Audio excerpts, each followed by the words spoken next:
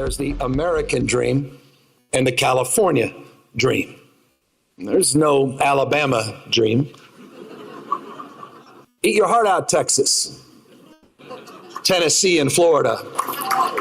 This is California. The world looks to us to see that it's possible to live, advance, and prosper together across every conceivable difference.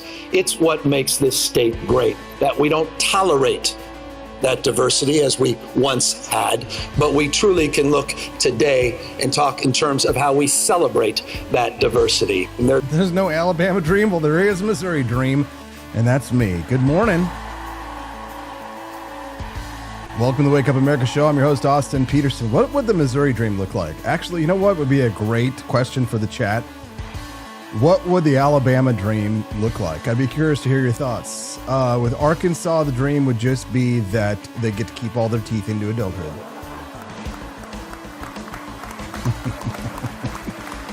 Oh, come on. Missourians don't hate Arkansas. We hate Kansas. Good morning, guys. Monday morning.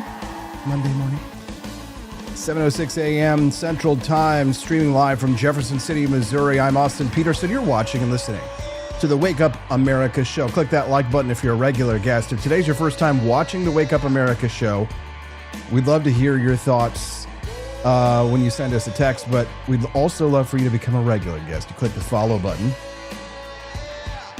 Click the follow button. You'll be able to come back Mondays through Fridays, 7 to 9 a.m. Central Time. You'll get a notification whenever we go live. Law enforcement officers fired tear gas and rubber bullets, sometimes at reporters. As standoffs with anti-ICE protesters in downtown LA escalated late on Sunday, President Trump's deployment of the National Guard drew pushback from California Governor Gavin Newsom. Photographs of the mostly peaceful protests have been going viral. You know, let's hope that no one is hurt and no one is injured and it doesn't escalate from here. Look at the flag. Yeah, Guy, I see there it is. You pointing Mexican it out. flag can, this is criminal activity that I hope is people are held accountable for. And I'm talking about the riots right here. Where are the cops? Where are the cops? Yeah, setting cars on fire in the middle of the street. You think that is criminal behavior? Yeah, I love the photographs that have been coming out of all the Mexican protesters with the pictures of Dale's Donuts behind them. Have you seen some of these photographs? Look up in the top right here. You can see poor Dale just trying to run a business in this country, trying to live the American dream. There it is. That's the California dream that we're looking at right there. A car in the middle of the street that's on fire next to a giant sign of a donut. That actually might be, sadly, the American dream these days. Many of the protesters that we've been seeing in these photographs, come to find out, are not actually Mexicans. A lot of these people waving the Mexican flags are not actually from Mexico. Many of the protesters, they are determining, are actually from places like Venezuela, Guatemala, Nicaragua, but they are waving the Mexican flag anyway. During a third day of demonstrations in this city, it's got a large immigrant population. Police galloped by on horses, and demonstrators set at least 5 Waymo driverless taxis on fire. They threw rocks at officers and covered the neighborhood in graffiti that said F ICE. Some of them even have been spitting at police officers. Donald Trump responded to that. Mostly, and when they spit at people, they spit. That's their new thing. They spit, and worse, you know what they throw at them, right? And when that happens, I have a little statement. They say, they spit, we hit. And I told them, nobody's going to spit on our police officers. Nobody's going to spit on our military, which they do as a common thing. They get up to them this far away, and then they start spitting in their face. That happens, they get hit very hard. They spit, we hit. The looting starts, the shooting starts. You're still going to coming up with those little phrases. Glad to have you here, guys. As you file into the show this morning, don't forget to click that like button. We do have bonus content today, so let's go ahead and get it started. FYI, we have mini documentaries that we produce every single day for the Wake Up America show. It's your way to guarantee that the Wake Up America show will still be streaming live next month. And we ask for contributions, and once we hit $75 but raised by the end of the show, that unlocks the bonus content. You get to watch a mini documentary instead of commercials. which we always play commercials before we have our guests because I need a little bit of breathing room to get my guest on the show. And today we have a guest, first time that they've been on the Wake Up America show. And I'm looking forward to introducing him to you today on the Wake Up America show. Keith Gross will be joining us live at 8:30 a.m. Central Time.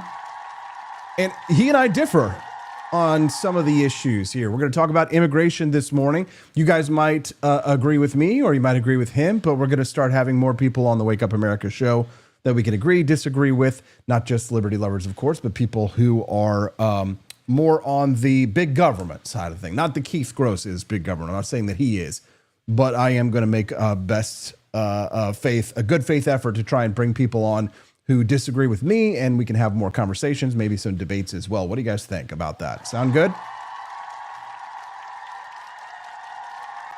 Sound good. In the MAGA civil war, what happens to Rand Paul? There's also Senator Rand Paul. I saw this morning. Conservatives are now saying that they identified with Senator Rand Paul's neighbor. No, God!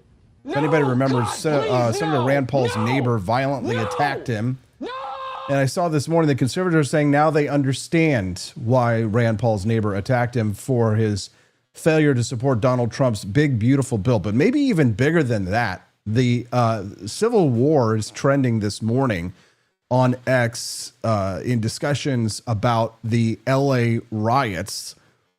And yet the real civil war that seems to be happening is a political civil war in MAGA. Grifters, gays, and the great betrayal. Folks, if you want to see how a movement gets eaten alive from the inside or how social media fame turns friends into enemies, welcome to the sad saga of two of MAGA's biggest gay conservative stars, Brandon Straka and Scott Presler, now ripping each other to shreds like it's the Real Housewives of CPAC.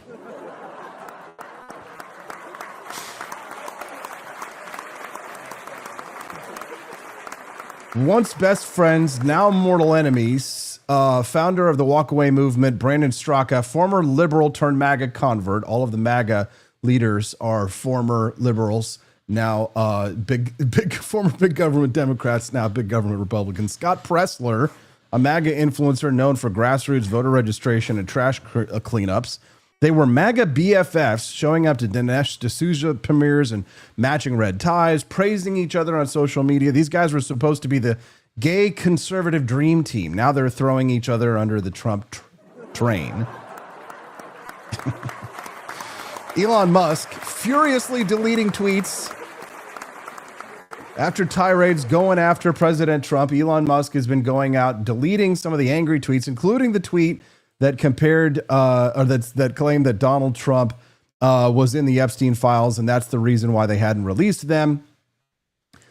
And the director of the FBI, Kash Patel, goes on Joe Rogan to answer questions about the Epstein files.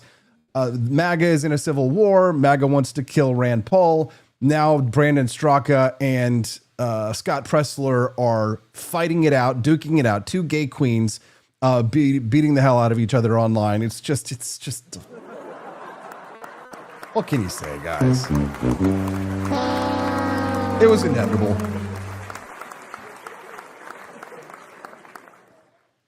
Dad Bod Baboon over in the chat, as well as John Rail. Elon should know that the internet is permanent, says Drew Van Rockle. Yeah, like what's the point of deleting tweets? I guess the point is supposed to be that it's sort of a sign of respect or like a way of saying, I'm sorry. Some people think that if they delete tweets that they're going to go away, but the internet is forever. Anything that's on the internet is going to be there forever, except for the things that you want to stay there. You'll never be able to find them 10 years from now. Of standing off, this situation has now rapidly deteriorated. The LAPD moving in on horseback, firing rubber bullets at protesters, moving them on through the heart of LA. You just shut the f*** up! You okay? I'm good. Are you okay? Okay, so on one hand, probably why are you shooting pretty white girls on the street who are reporters? On the other hand, she's a reporter.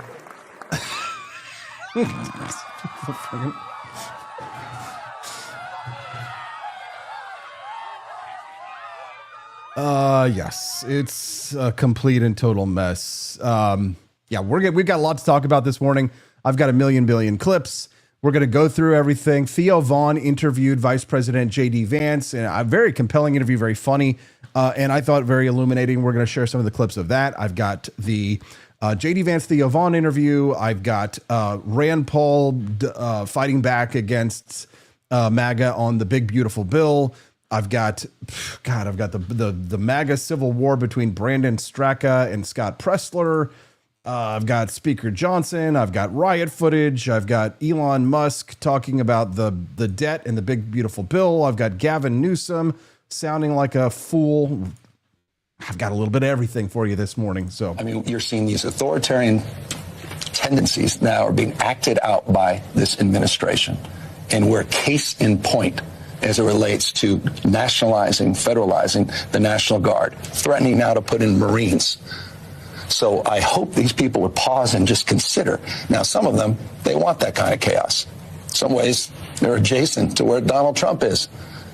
But the peaceful protesters, we want to keep them safe. We want them to exercise their fundamental rights. We want to keep those that are enforcing the laws in a respectful and responsible way also safe. But Donald Trump needs to pull back. He needs to stand down. Donald Trump is inflaming these conditions. This is Donald Trump's problem right now, and if he can't solve it, we will. He continues to, as always, hit you hard publicly. Just 10 minutes ago, he put out another Truth Social telling you and the mayor to apologize to the people of Los Angeles. You guys go at it pretty hard publicly, but I know you talk privately. Have you spoken in the last... They're angry at Donald Trump for calling up the National Guard because they didn't call for the National Guard. And there's, people are like, well, where was the National Guard on January 6th, Donald Trump? Trump wanted the National Guard to come in. You know who turned it down? It was Nancy Pelosi, who said they didn't need the National Guard on January 6th. Yeah. Look it up. But when you're seeing footage, the footage from these protests that are going on, and you see that police officers are nowhere to be found while people are setting vehicles on fire in the streets in American City. This is not Afghanistan. This is the United States. This is Los Angeles. Man, am I glad I got out of LA a few weeks ago. Glad my trip was a month ago and not this week. Look at this. And I've even seen some Democrats coming out and saying things like, if you're going to be doing these kinds of protests, they're saying to their own protesters, like, don't be flying a Mexican flag, fly an American flag, which honestly would be a lot more poignant, because if some of these protesters get shot with rubber bullets and they were flying American flags, it would help their case. But of course, they're too stupid to do something like that, or they are paid agitators. One of the stories that I've been reading is that you see these cars that are on fire right now. These are Waymos.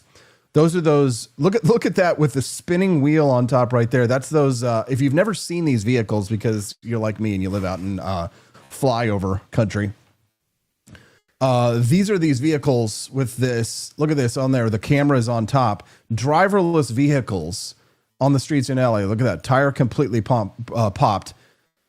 But the rumor is that the LA rioters are calling in these cars, right? You would call any other cab. They call them in to the protests, and then they set them on fire. Which, if it were me and I was the CEO of Waymo and I could have the decision about what to do, I would just get all of them off of the streets. Why would you even allow them to be called out during something like this?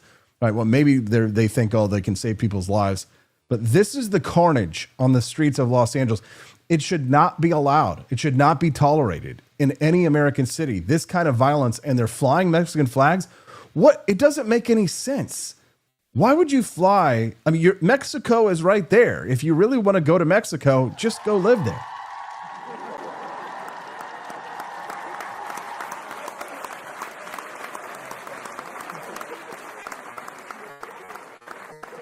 If it looks like a hostile invasion and it acts like a hostile invasion, it's probably a hostile invasion.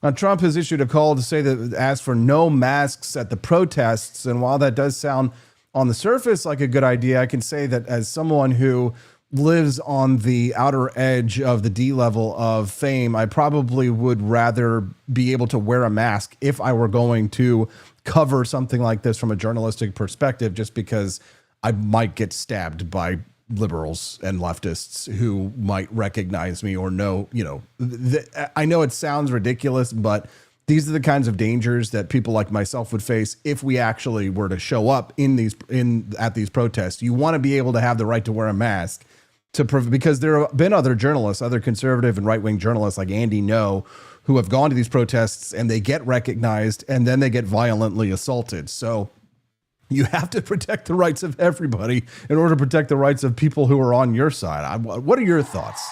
Send us a text, 573-319-1586. That's 573-319-1586 is the text line. The violence and the clashes between protesters, it's getting violent in blue urban cities. The rest of the nation, perfectly sane.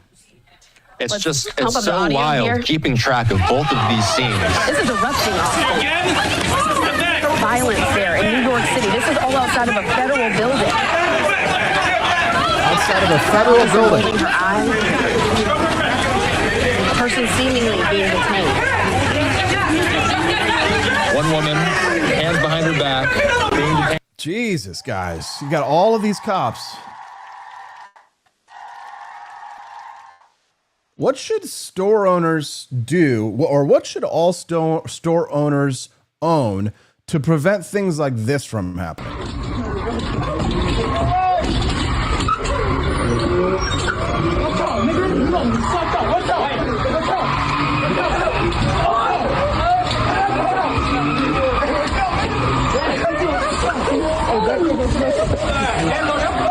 There you go. Get him. Look at these violent thugs. Look, they're threatening him. I mean, that right there, that in my opinion is enough to drop a guy right there with your 9mm.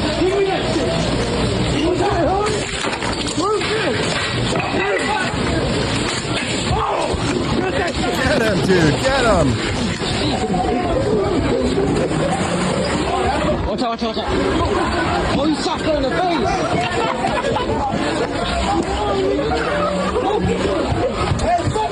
Why didn't you lock the doors ahead of time, dude?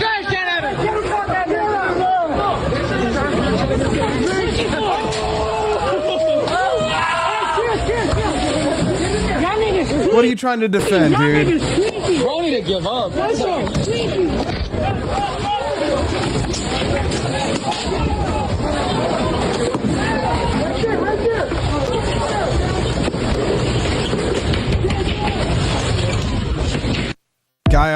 Guy should have held a shotgun right there. I mean, that would just take care of the problem right away. Where's the rooftop Koreans when you need them? Welcome to the Wake Up America show. Good morning. I'm Austin Peterson. We're glad and thankful to have you here. If you guys are brand new to this show and you're not following the channel, make sure that you're doing that. We stream live on multiple platforms, but we are a Rumble first community. If you would like to become a regular viewer of the show, click the follow button. You'll get a notification whenever we go live. The show's schedule is Monday through Friday, 7 to 9 a.m. Central Time on the Wake Up America show. We'd be glad to have you become a regular guest. You can text the show and let us know what's on your mind. 573-319-1586 is the text line. Again, the show lines are open and you can text us at any time at 573-319-1586. 573-319-1586. Again, you can text us anytime. We'd love to hear your thoughts on what's going on. Senator James Lankford went on Meet the Press this weekend to talk about the riots in Los Angeles. Here, let's start right there with President Trump's decision to deploy the National Guard, 2,000 troops. He says it is the first time that a president will have deployed the National Guard without a governor's sign-off since 1965. How do you respond to Governor Newsom, who says that this move will only escalate tensions? Yeah, I think what President Trump's trying to do is pretty clear. He's trying to de-escalate all the tensions that are there. We're watching as Americans scenes of burning cars in intersections and people waving American flags at local law enforcement, concrete blocks being thrown at federal law enforcement.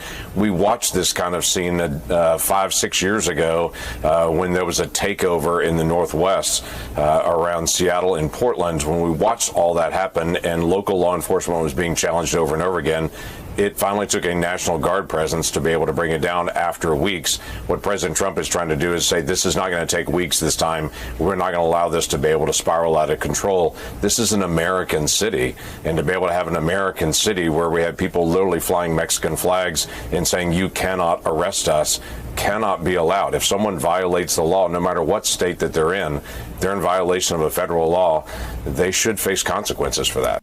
Here, let's start. Do you guys agree with the decision to send in the National Guard? Would love to hear your thoughts on that and more. Don't forget, we do have bonus content for you guys to unlock. If we raise $75 by the end of the show, you will unlock our mini documentary, which today's is a doozy, where we've got a nice top 5 list for you about the Biden administration and all the scams that they ran on the American people. If you'd like to see that, it's in a Lego style. Our mini documentaries are 5 minutes long, and they're a lot more fun than watching commercials whenever we go to get our guests on the show. If you guys would like to support the Wake Up America show financially, it's not just about Rumble Rant donations. It's also about purchases at forlibertyshop.com. Those count towards the $75 bonus goal. So if you guys would like to go shopping this morning during the show, all of the purchases that are made during the Wake Up America show's live stream go towards that $75 bonus content to unlock it. If you guys would go to forlibertyshop.com, that's the number 4, libertyshop.com, maybe buy your lady a pair of Bomb Pop popsicle earrings. That $24.99 price tag includes shipping in the United States. Then that all adds up. And once we hit $75 raised, if we would do it by the end of the show, then you will unlock today's mini documentary. If we don't hit that bonus goal, the mini documentary goes away forever. And you don't want to miss out. So be like Quest Fanning and start those Rumble Rants with a $1 donation, just like he did. Thank you, Quest. He says the federal protection of U.S. citizens and circumvention of local authorities is at least as important as any during the civil rights movement. Great point there, Quest. Everybody get like Quest and make those Rumble Rant donations, or go to forlibertyshop.com. That's the number 4, libertyshop.com. Maybe get yourself, these things are so stinking popular. Maybe it's because of the advertisement that we have there, va va voom. Maybe it's just because everybody loves the Gulf of America meme, but we have our Gulf of America, Great White Shark American flag beach towels. Hugely popular, especially for this summer. So whether you're going to the beach or the pool, you want to take your Gulf of America beach towel with you. Get yours today at forlibertyshop.com. They come in 2 sizes, and I recommend the huge size just because it's way more fun and you get more space at the beach. Have you ever gone to the beach without a beach towel and been like, damn, I should have brought an actual beach towel because this one's really small and tiny and I want to have like my Bluetooth speaker on my towel and not get sand in it? Go to forlibertyshop.com. That's the number 4libertyshop.com and get yours today. Some people are like, I really love the Taco Trump one. But the funny thing is that Taco Trump has become like an attack that the left uses against him. But I made the Taco Trump, I made the Taco Trump meme before the Democrats said that it's like, they called him Taco Trump as like an attack. I thought it was funny. I just made like, it looks kind of like the High Boy character, but Donald Trump wearing a sombrero and a poncho and holding a taco, the Gulf of America beach towel. I think it's funny. There you go. Unlock that bonus content for us today, guys. We appreciate you very much. Thank you to Drew Van Runkle, Relaxia McGroin, Southcott finally made it over in the chat. Click that like button if you haven't already. Elon Musk furiously deleting tweets.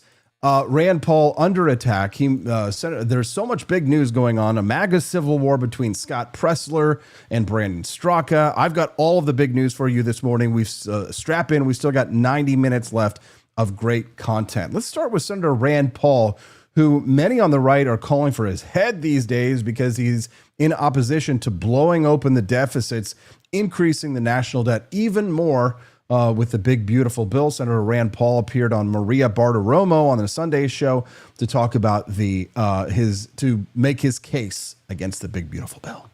Joining us now is the chairman of the Senate Homeland Security and Governmental Affairs Committee, Senator Rand Paul. Senator, good to have you. Thank you so much for being here. Your reaction to what you just heard from Caroline Leavitt in terms of the savings that this bill brings about? Well, I think to put it in perspective, most people estimate that over the next 10 years, the United States will add about $2 trillion a year, $20 trillion in debt.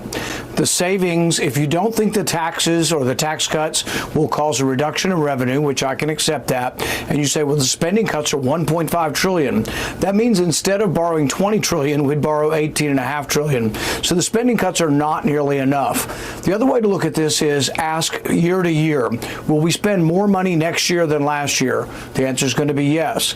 Will the deficit be over $2 trillion next year? The answer is yes. This is why my big objection to the bill is they want to ask us to expand their credit line to $5 trillion. So if your teenager at 16, you gave them a credit card and they maxed it out on booze and gambling and they were $2,000 in debt and they said, well, Mom, Dad, I want more credit. Would you give them more credit? Congress is like drunken teenagers. They're terrible with money. The example of the explosion of debt is awful and not to be commended. We should be giving them very limited tranches of debt expansion and make them prove to us that they are good with money. But by no means should we give them $5 trillion and say, oh, just keep doing what you're doing. They have a terrible record, so they need more restraint and more oversight, not less. I completely agree. Why? We can have secure borders and fiscal sanity. Joe Ledamore says, I feel this tingly feeling. The union forever. Hurrah, boys. Hurrah. Da-da-da-da-da-da-da. Hurrah. Hurrah. But the debt limit date is coming. The X date is when the government runs out of money. As soon as the markets figure this out and start reacting to it, you're going to have a spiral of a decline in the valuations, and that's going to make things even worse. How far are you willing to take this? Are you saying you will not raise the debt ceiling under any circumstances? Well, just 2 weeks ago, I offered to raise it for 3 months, and I introduced this as an amendment. So I would raise it about every 3 months. I would never default, and I'm not arguing for default, and I'm not arguing for anything that will roil the markets. I offered to raise it $500 billion, but the American people need to know that $500 billion is 3 months worth of borrowing. This is literally out of control. And then I'd come back in 3 months, and that'll be about the time that the government spending will end. We'll have the song and dance about a shutdown of government. There'll be another big omnibus, and I will say, once again, I'm not giving you $1 trillion. I'm not giving you $5 trillion. I'll give it 3 more months, but you have to behave. You have to restrain spending, and they're not doing it. And if they're asking to borrow $5 trillion, that is the example. $5 trillion in borrowing means they are not restraining spending. That's the ultimate summation of all these numbers. Is what will the deficit be next year? If it's going to be over $2 trillion next year, none of this is meaningful. Well, I mean, look, it's supposed to be, according to the expectations from the CBO, $22 trillion 10-year deficit. That's $2.2 trillion a year. I love this. Look at this chart that we have pulled up on the screen. Average deficit. Senator Ron Johnson. There's a lot of poop talking on the Tea Party and the Tea Party years, but look at this. Senator Ron Johnson posted this chart here. Bush, Obama, Trump, Biden, CBO projection in terms of the average deficits. Here's what the impact of the Tea Party was there. 0.55 trillion in regards to the average deficits. This was the impact that we had when we said taxed enough already. I'm still a Tea Party Republican, baby. And we can have an impact. And we can have secure borders and fiscal sanity. Who's with me? If you're with me in the chat, drop a note below. Love to hear your thoughts on this. You can also send us a text at 573-319-1586. And up to $59 trillion in overall debt by 2035. We're showing a chart that Ron Johnson sent us in terms of the amount of money that was spent during COVID. And that's part of the issue here because Joe Biden went overboard and sent too much money to Americans to help them after COVID. What's the amount of money that you would like to see cut to get us back to pre-pandemic spending? How much? we have to have less spending next year than we had last year. If you have more spending, you're going to have a bigger deficit. But think about it this way. Who caused the deficit? Well, the first Trump administration passed out $2,500 checks to everybody. We shut the entire economy down. During the first Trump administration, $8 trillion in debt was added. During the Biden administration, $8 trillion in debt was added. This is a bipartisan problem. Both parties have done an abysmal, they have been abysmal at trying to control the debt. So the real question is, will the debt be bigger next year or smaller? Okay. Will the spending be bigger or smaller? Right now, spending is going up next year. Senator, we both know that the majority of the spending is from the entitlement programs, Social Security, Medicare, Medicaid, 76% of the spending in the budget. Which, it's funny because there are the holdouts to the bill are Senator Rand Paul, Susan Collins, and Senator Josh Hawley. Hawley's concern about the bill is that there might be some cuts to Medicaid that could happen. So Josh Hawley doesn't want to support the bill because it's not big government enough. Senator Rand Paul is not supporting because it's too much big government. Whose side would you be on in this discussion? Drop a comment there over at rumble.com/AP for Liberty. And don't forget to help unlock that bonus content and keep those sweet, sweet Rumble rants going. Because if the big, beautiful bill does pass, guys, FYI, no tax on tips. Guess what Rumble rants are? Budget coming from tip your local podcaster. There. Are you saying you want to cut into those programs? Yes. Me, yes. What I've proposed every year for the last 10 years is a penny plan budget, and it cuts a little bit of everything. Now, I want you guys to note that Senator Rand Paul gave you a little bit of a master class there in politicking when it comes to the media, because she asked him a direct question, would he be in favor of cuts to these programs? And one of the things that I used to do whenever I used to do some of these big television interviews is, and I still need to remind myself when I do like big interviews, that I would put at the very top of the sheet, whatever my notes were, I would always put up at the top, you can say whatever you want. Remember, you can say whatever you want. No matter what questions they ask you, you don't have to get baited into giving a direct response. You can always just say whatever it is that you want. She was trying to bait him into saying that he thinks that there should be cuts to Medicaid or Social Security or all that kind of stuff. And he didn't take the bait, which smart on him. He is a U.S. senator. He's got he's got to be a lot more careful than someone like myself who works in the media, who can say, yeah, absolutely, we should be making cuts to these programs, or at least raising the age of Social Security retirement. We're living longer.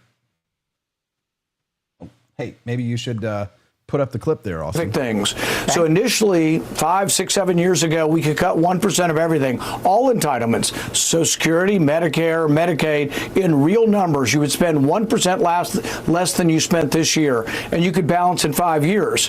But when the pandemic spending came, when they shut down the economy and gave everybody free checks, now at these levels, it takes about a 6% cut each year for 5 years. Across the board works, but if you take Social Security, Medicare, and most of Medicaid off the table, you really don't change things materially. So if the deficit's going to be $2.2 trillion every year for the next 10 years, and you cut $150 billion a year, which is what the big beautiful bill is going to do, you still have over $2 trillion a year. You're still adding $20 trillion over 10 years.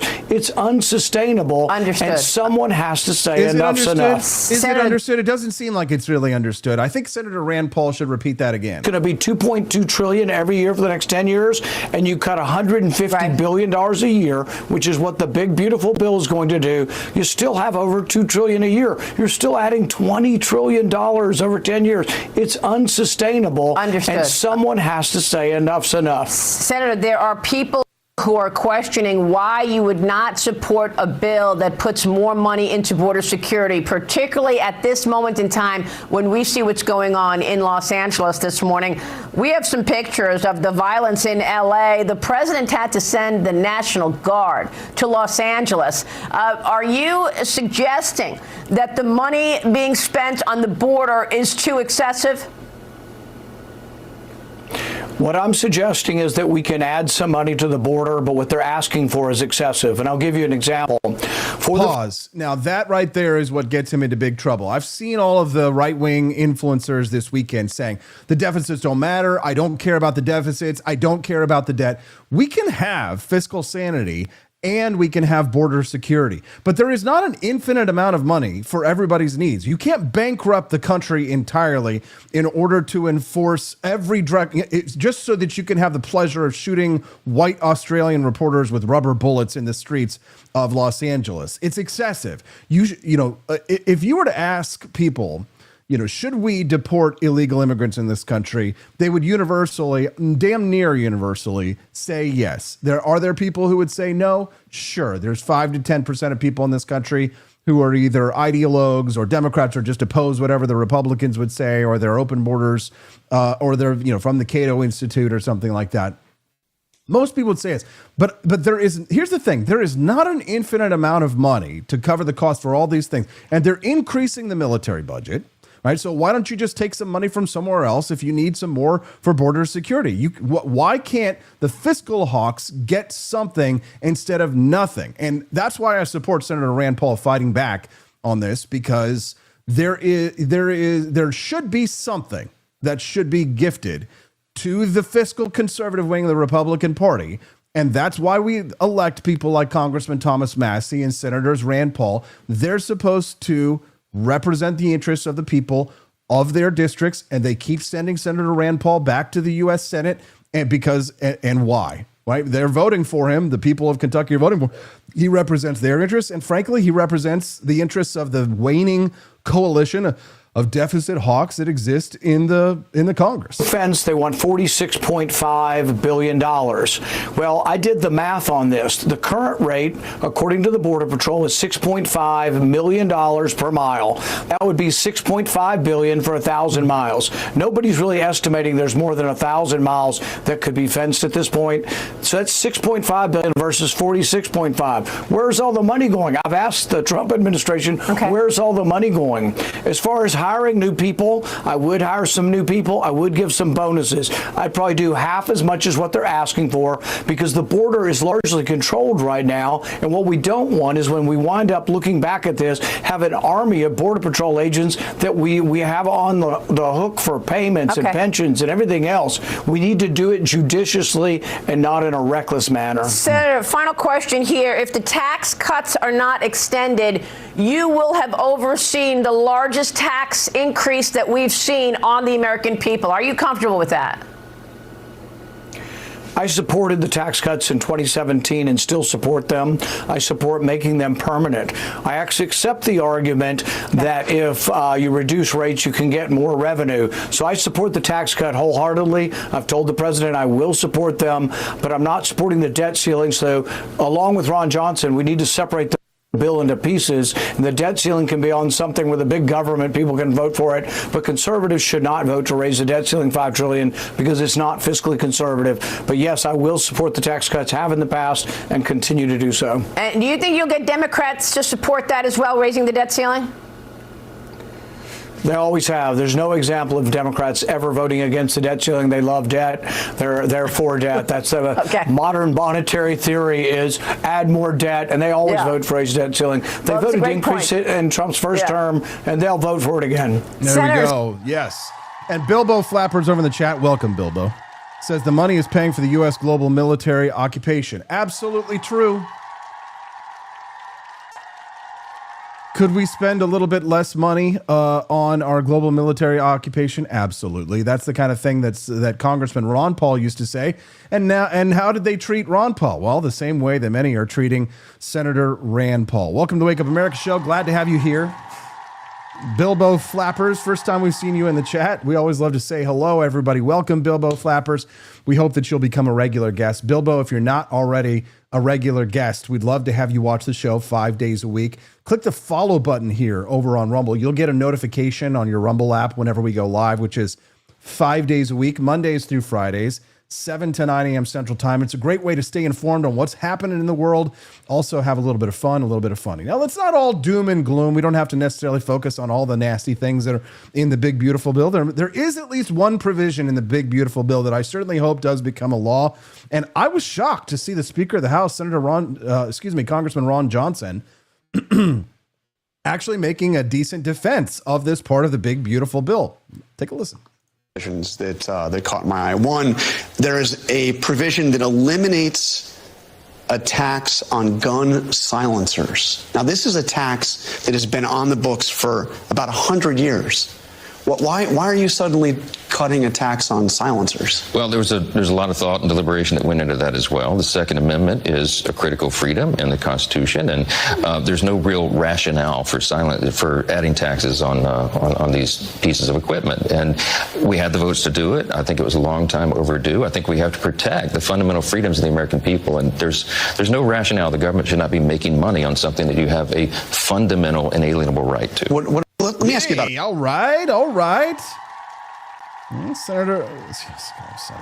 Congressman, the Speaker of the House there making the case for and they call them silencers. They're not silencers. If you've never shot a suppressed firearm, it still makes a pretty loud noise. It's just not the explosive boom that you're normally used to. It's not like tick, tick, tick, tick, tick, unless you have subsonic ammo and you're using a 300 blackout, for example, or and you're running a suppressor on that. Then you can kind of get it down. If you're shooting like a 22 caliber with a suppressor, then it's like tick, tick, tick, tick, tick, tick. But it's not silent. It's just suppressed. So if the big beautiful bill does pass, and if I were a betting man, I would bet that it is going to pass. One of the silver linings may be that they remove the $200 tax stamp requirement for you guys to have suppressors for your sweet little firearms. And honestly, I'm excited about that because I've been waiting for a suppressor bill to pass. Because first of all, it's really loud anyway. If you're going to use especially a firearm indoors, you don't want to have your ears blown out if you have to defend yourself. So 300 blackout, subsonic ammunition, suppressed, to me seems like a really good gun to run for self-defense. That would be quiet. That wouldn't destroy everybody's eardrums. And $200 tax stamp that you would have to do before would go away. My question would be, do you still have to file the form and receive permission in order to use the suppressor? Because if you take away the tax stamp, then in theory, you shouldn't have to fill out the form. Because one of the big problems with the suppressor laws were that, I say laws, but really it's just rules, are that if you want to get a suppressor, it wasn't just the $200 that you had to pay for the tax stamp that was the problem. It was that the ATF would sometimes take up to a year to approve your application to receive a suppressor. Then you could buy the suppressor, and it was $1,000 for the suppressor, $200 for the tax stamp, et cetera, et cetera. Just prohibitively expensive for people to be able to protect their hearing and be nice to their neighbors. I'm allowed to shoot on my property, for example. We got like 5.5 acres, but my neighbors are fairly close. I just have to make sure that I'm shooting into my berm, and my local police, or I say the local sheriffs, want me to let them know whenever I am going to be shooting, just because there is a neighborhood nearby and they get freaked out, so they don't want to have false alerts on things like that, which I completely understand. But why would my neighbors have any cause to freak out if I was able to put a suppressor on the end of an AR-15 and they wouldn't even necessarily hear it, right? That would be great. Subsonic ammunition, 300 blackout, no $200 tax stamp. I'll bet you anything that the price of suppressors will also go down when the big beautiful bill passes, if the suppressor portion of the bill makes it into the final language of the big beautiful bill. I hope that it does, and if it does pass, then I would love to see the cost of suppressors coming down, make it much more affordable. We're talking about a can on the end of your firearm. Yes, some of them are more than just cans. Some of them are very fancy, and some of them will still cost $1,000. But I think this would be good. There'd be downward pressure on the cost of these things. Well, gun manufacturers might not like it, which is ironic because you would think that gun manufacturers and firearm accessory manufacturers would be in favor often of things like this. But sometimes there is protectionism in the firearms community as well. Not protectionism, but cronyism, excuse me. Cronyism, where they don't want the competition. They don't want the price to come down because they lose their investments. Right? It's like one of the things that me and my gun buddies will talk about is there are people who have got they've grandfathered in their machine guns. So they own machine guns, which you can own in this country as long as they were manufactured before 1986 and are considered transferable. but those machine guns cost about a minimum about $25,000 each. So I saw a Thompson Tommy gun in Southwest Missouri a couple of years ago, and it was like $28,000. I mean, it's antique. We're talking about a piece of history here, but it was transferable. You could buy it, but it was $28,000. Now, what would happen to the cost of that firearm if all of a sudden people could purchase firearms 1986 and newer? If you could purchase fully automatic firearms, the newer manufactured firearms, well, first of all, it'd be like a field day, man. I'd be having so much fun. I would be bankrupt. But frankly, if the 1986 machine gun law were rescinded, then the cost of that Tommy gun would go down, the price would go down, and the people who own lots of those transferable machine guns would see a loss in value. So with cronyism, they may be like, oh, no, I don't think people should because I don't want to lose the value of my firearms. If you're just tuning into the Wake Up America show, it's nice to see you guys. Welcome to the show. I love seeing all the new names and faces like Albino Viper in the chat. Bilbo's on his way to Mordor. He just stopped in this morning to hang out with us. Bilbo Flappers, welcome to the Wake Up America show. Robbie Thurman in the chat says suppressor prices will go up for a while until supply meets demand. Dang it. Oh, God! No, God, please, no! Probably right. No. If anybody knows, it's going to be Robbie Thurman. We have to be careful not to have 50 different states hyper-regulating AI because it has national security implications, right? If some of the deep blue states smother it with regulation as they're prone to do, then it might hamper our development and it could put us in a compromised position against our enemies, China. So what is Speaker Johnson talking about here? Another provision in the big, beautiful bill, not just the Suppressors Act, but another provision has to do with a sneaky little rule that would prevent the states from regulating artificial intelligence. Speaker Johnson says we have to be careful not to have 50 different states regulating AI due to national security issues. This is something that was brought up by Marjorie Taylor Greene as a problem that she has with the big, beautiful bill, in that the federal government prevents the states from setting their own rules and regulations in regards to AI. That's a key point from Speaker Mike Johnson on why House Republican leadership included a provision within the one big, beautiful bill that prevents states from regulating artificial intelligence for 10 years. Joining me now with reaction is Congresswoman Marjorie Taylor Greene, who has been talking about this. Congresswoman, thanks for being here. You just heard what Mike Johnson said. You don't want 50 states regulating their own AI. That opens the can of worms up to Democrats who will overregulate. You see it differently. Absolutely, Marianne. Thank you for having me on to talk about this very important issue. The One Big Beautiful Bill delivers President Trump's campaign promises on taxes, energy, and border. And with what's happening in LA, Antifa and the uprising with the cartels defending illegal aliens, and this is the Democrats' agenda, we cannot have a poison pill that literally destroys federalism for 10 years. Otherwise, we are no different than China, Maria. And while I've been speaking with our Speaker Johnson, about this issue, as well as many other people, here's the issue. If we tie our states' hands for 10 years, we have no idea what AI will do. And the biggest fear is you look at the economy, AI is going to replace jobs from all kinds of sectors. And if AI replaces these jobs and states are not able to regulate and make laws to protect their citizens, human jobs, we're going to see poverty on a level we've never seen before. Unemployment will be out the roof, and it will destroy our economy. Well, you just heard Jason Smith. He's trying to thread the needle. You know you're going to have changes from the Senate. I mean, are you willing to take this to the mat and blow up President Trump's agenda over it? I will never blow up President Trump's agenda because I campaigned more than any other member of Congress for years by his side all over this country. I defended President Trump when a lot of my colleagues walked away and turned their back on him. So I'm for President Trump's agenda. However, President Trump never campaigned on destroying state rights. He never campaigned saying he wanted to be like China, which would tie his citizens in states' hands. And I'm standing up for people, Maria, and this is a very popular. This is a very important point that you bring. There's no doubt about it. This is a very important point that you bring. She needs to get herself some fiber optics there. Welcome to the Wake Up America show, guys. It's nice to see 141 people joining us live over at rumble.com/AP for Liberty. We frequently get a lot of people watching us over on X as well, and I just want people to know that we are a Rumble first community. So if you would like to participate in the chat, everybody who's chatting is hanging out over at Rumble.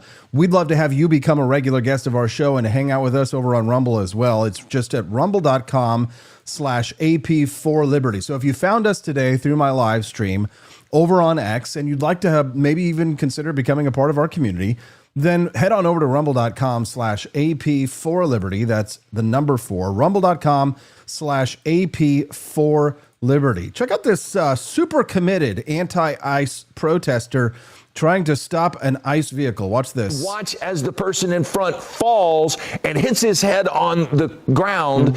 And that just seemed like it was an injury. But then these agents then moved aside and then immediately took off, and we watched these agents I have seen some stupid stuff going on in protests in my life. Some of these things I've seen even in person when I went to the Occupy Wall Street protests back in the day in Zuccotti Park, back like, what was it? God, geez, 2010. But I have never seen something this stupid. I have seen a woman who was trying to block a highway, and she, hold on, let me pull up the camera so you can see the whole thing here. I saw a woman trying to block a highway where she had pulled like this really strong rope all the way across the highway to stop people from driving, and she was holding the rope on one side to try and stop the vehicles, and the truck just blew straight through the rope, and the woman held on to the rope and just went flying. What did you think was going to happen, lady? Look at this guy. Hold on, let me pull it up here. Look at this. Look at this. Oh my God, that is going to be a concussion. That's going to be head injury. He's trying to stop the vehicle. Wait, now if you run it backwards, it looks like looks like he's laying down and he's trying to make the vehicle. He's actually pushing the vehicle backwards. Look at this. He actually, if you run it backwards, he actually looks like Superman. Look at this. Dun dun dun dun dun dun dun dun dun dun dun dun dun. I tell you what, he's not fighting for truth, justice, and the American way. That's for sure. Welcome to the Wake Up America Show, guys. I'm your host, Austin Peterson. We are 1 hour into the Wake Up America Show, and we're having an absolute blast making new friends. Don't forget to click the like button over there in the chat to support the Wake Up America Show. We've raised $5 towards our $75 goal this morning to unlock our bonus content. Would you like to see the bonus content today? I think you would. So head to 4libertyshop.com. That's the number 4. libertyshop.com and get yourself a box of our delicious Founding Flavors coffee. Look, it's Benjamin Franklin and Thomas Jefferson.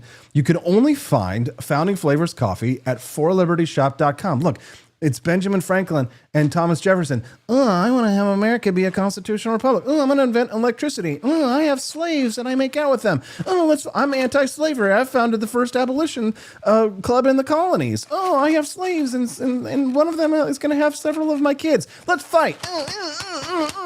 You too can have an absolute blast, make Thomas Jefferson, Benjamin Franklin fight, but you got to buy both boxes of the coffee, and you can only get it at 4libertyshop.com. Now, kiss. You can get it at 4libertyshop.com. That's the number 4, libertyshop.com. If we hit $75 raised by the end of the show, you will unlock our bonus content. We've raised $5 so far. If we hit $75, that will do it. We're grateful to all of our viewers and listeners for being financial supporters of the show and make sure that the Wake Up America Show is on live. So that way Urs Mommy can come in when she does and hang out with us as she likes. We'd love to still be on the air next month. You can help make it happen so that you can make sure that you see clips like these in case you missed them. Okay, so what we are demanding from Donald Trump is more tacos and more tortillas. We want some churros. We want some guacamole. And we want a little butter sauce when you dip the fish in the butter sauce and it tastes good. And we don't have any butter sauce. My name is Jennifer Lopez. I like tacos and burritos. Coming up here in just a few minutes, we're going to play the Kash Patel Joe Rogan interview where they talked about the Epstein client list. There's so many of these clips that have been coming out this weekend showing Kash Patel and Pam Bondi on separate sides of the issue when it comes to the Epstein client list. I've also got the Theo J.D. Vance interview. Very compelling, very interesting. I'd love to hear your thoughts on that. Representative Thomas Massey, though, speaking out against the big, beautiful bill, said this. I trust the math from the guy that lands rockets backwards over the politician's math. I think that patient is on life support, and if the Senate thinks they're going to rehabilitate it and rewrite it, I think they're endangering this patient. I trust the math of the guy who lands rockets backwards. Really good stuff. Thank you, Joel. We've raised $11 now towards the $75 bonus content goal. We appreciate you very much. Thomas Massey is in his he doesn't give a crap face. Apparently so is Elon Musk, although Elon Musk has been furiously deleting many of the tweets that he posted attacking President Trump. It's not compassionate to bankrupt America, says Warren Davidson. Sling past the graveyard on this one. You know, the Defense Department budget is a very big budget. Okay, it's $1 trillion a year. DoD Intel, it's $1 trillion. And interest payments on the national debt just exceeded the Defense Department budget. They're over $1 trillion a year, just in interest, and rising. We're adding $1 trillion to our debt, which our kids and grandkids are going to have to pay somehow every 3 months. And then soon it's going to be every 2 months, and then every month. And then the only thing we'll be able to pay is interest. And if this is, it's just, it's just like a person at scale that has racked up too much credit card debt. And this does not have a good ending. So here's the thing. So interest payments have outpaced the entire military budget. Remember when we used to get concerned because we would say the budget of the U.S. military is bigger than the next 10 nations combined? Russia, China, NATO countries. And now just the interest payments. Remember, just interest payment. What is an interest payment, right? Just like when you pay your credit card bill at the end of the month, sometimes you rack up a little bit of interest. Right, you got an interest payment, but don't you hate paying interest? Interest sucks. It doesn't go to anything but the banks.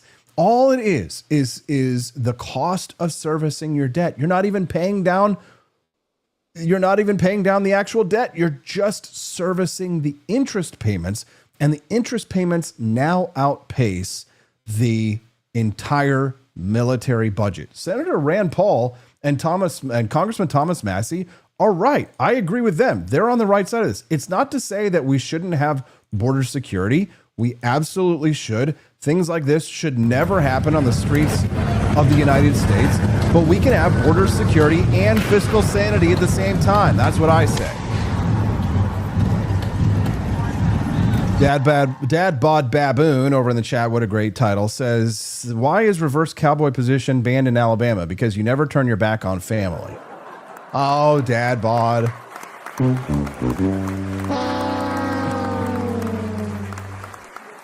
There we go. Good morning, guys. Welcome to the Wake Up America show. If you haven't already, do click that like button. It helps to spread the ideas of economic freedom and personal liberty. Some people are still concerned about those things.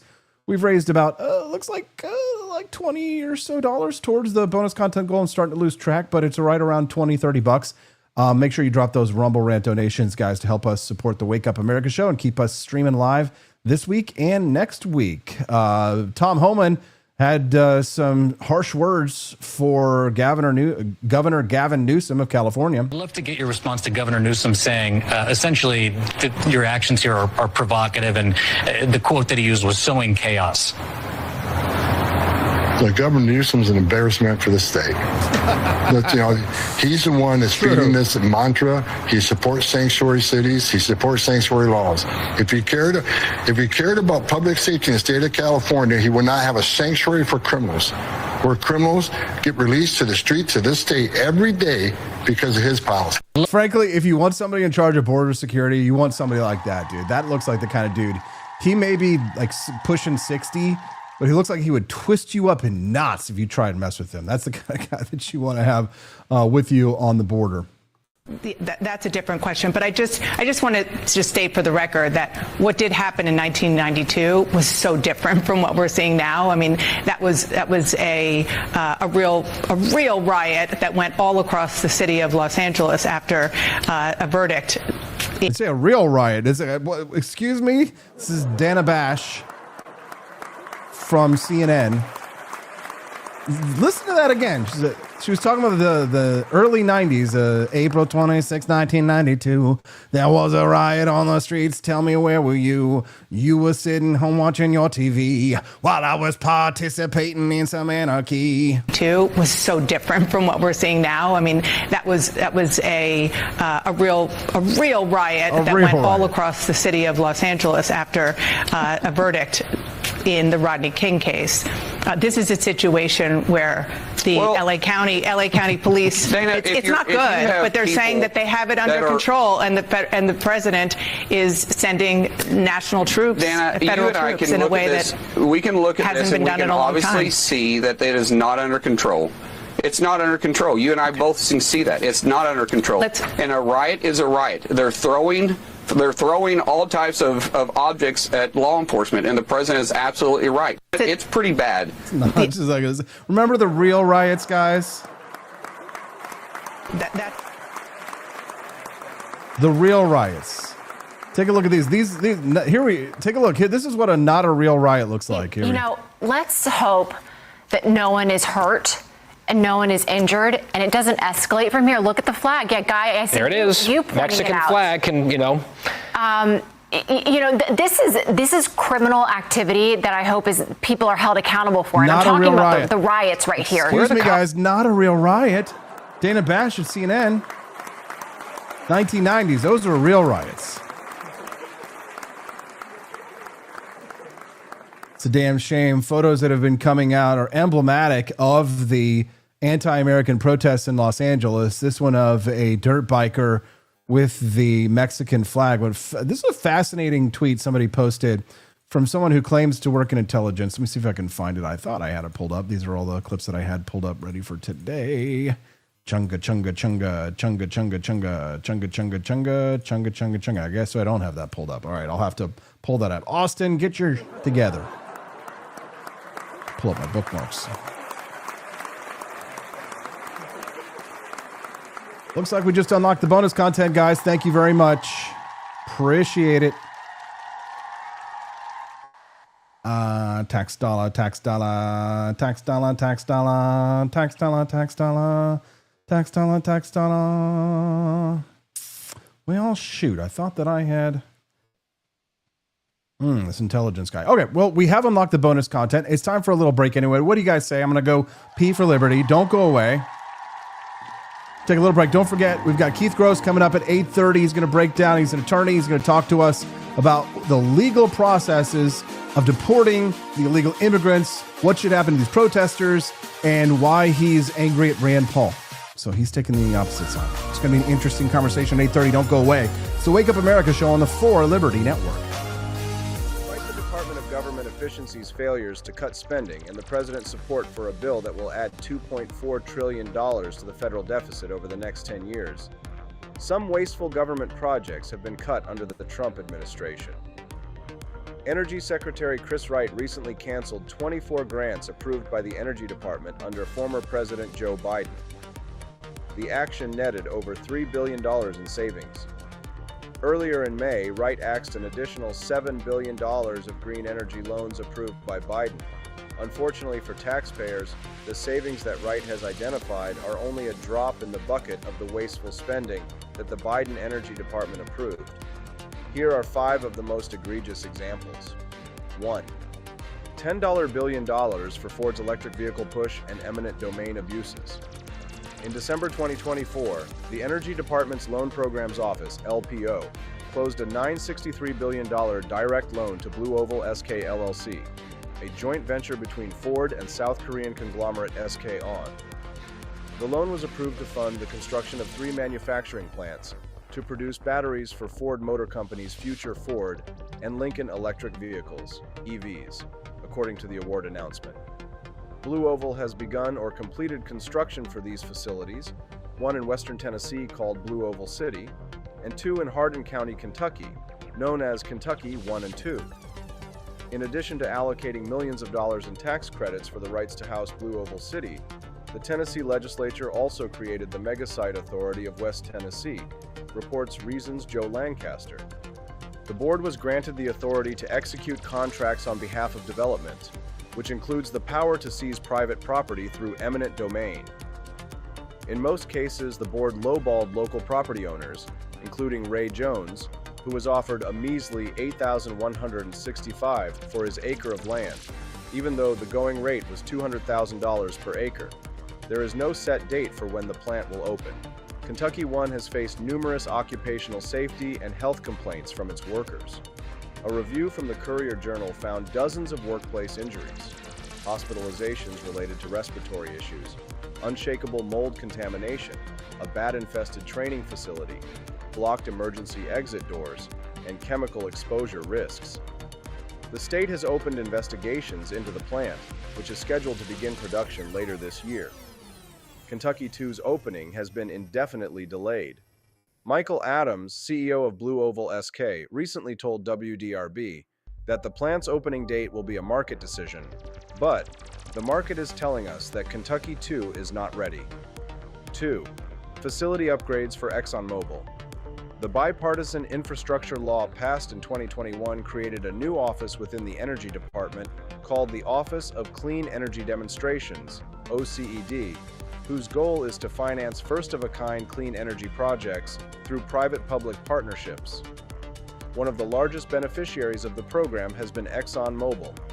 The oil major was awarded a $332 million grant from OCED to enable the use of hydrogen in place of natural gas at a textile and plastics facility in Baytown, Texas. At the time of the announcement, the Biden administration said the project would prevent 2.7 million metric tons of carbon emissions per year. While an interesting technology, the project did not need taxpayer support. In the same year that Exxon received this disbursement, 2024, the company reported annual earnings of $33.7 billion. The project's funding was canceled on May 30th by Wright. 3. Reducing the carbon footprint of ketchup. No industry was spared from corporate welfare under the Biden administration, including condiments. In October 2024, Kraft Heinz was awarded a grant of up to $170.9 million from OCED. The award was intended to fund energy efficiency upgrades, the installation of heat pumps and electric boilers, and renewable energy technologies at 10 of the company's facilities. The grant was also rescinded on May 30th. Kraft Heinz says it will continue to invest in upgrading 30 of its manufacturing facilities and will invest $3 billion over the next 5 years to modernize its domestic supply chain infrastructure. 4. Financing for lithium processing in Nevada. In October 2024, the LPO announced a $2.26 billion direct loan to Lithium Nevada Corp., a subsidiary of Lithium Americas Corp., to build facilities to produce lithium carbonate, a critical component of EV batteries. The facilities will be sited next to and get their lithium from Thacker Pass, a mine site in Nevada that is estimated to hold the largest lithium reserves in the world. The U.S. largely relies on imports to meet its lithium needs. These facilities could reduce this dependence, but that doesn't mean the loan isn't wasteful. The demand for lithium and lithium carbonate is expected to significantly climb in the next few decades as the use of green technologies increases. In 2024 alone, demand for the metal grew by 30%. Lithium Americas expects the mine, which began construction in February, to generate $2.2 billion per year in annual earnings. Taxpayers don't need to spend billions of dollars to support a project that the market seems to think will be successful. 5. Federally backed green steel. Making one of the largest steel makers in the U.S. was another beneficiary of Biden-era federal funding. In 2024, Cleveland-Cliffs, which generated $19.2 billion in revenue that year, was awarded up to $575 million in grants, which are still active, from the Energy Department. One of these awards, worth up to $500 million, would implement hydrogen fuel into the steelmaking process and and install 2 electric melting furnaces at the company's Middletown Works facility in Ohio. The project is expected to reduce greenhouse gas emissions at the plant by 1 million tons per year and received a $9.5 million disbursement in September 2024. A second grant worth up to $75 million would electrify Cleveland Cliffs facility in Butler, Pennsylvania, which produces steel for transformers, motors, and generators. This project got a $19 million disbursement in August 2024. The company says these projects are expected to be live before 2030. While Wright has canceled some of the most wasteful projects approved under Biden, federal backing for favored energy projects isn't going to end under the Trump administration. The Washington Free Beacon reports that the Energy Department is considering financing a $44 billion pipeline in Alaska. When the Founding Fathers dreamed of liberty, they forgot one thing: coffee. Introducing Founding Flavors Coffee, the brew that built America, and the brew that's fueling a new revolution, one kitchen at a time. Small batch roasted, Patriot approved, and disappearing faster than a red coat at Yorktown. Don't get left behind, soldier. Real patriots are starting their mornings with Founding Flavors. And trust us, freedom tastes better with a fresh cup in your hand. Stop drinking those tyrant brews who take your money and don't support your values. Stocks are limited, demand is booming, and your morning deserves a taste of liberty. Order now at forlibertyshop.com before the next shipment gets signed, sealed, and sold out. Founding Flavors Coffee, the official brew of morning rebellions everywhere. Get yours at forlibertyshop.com.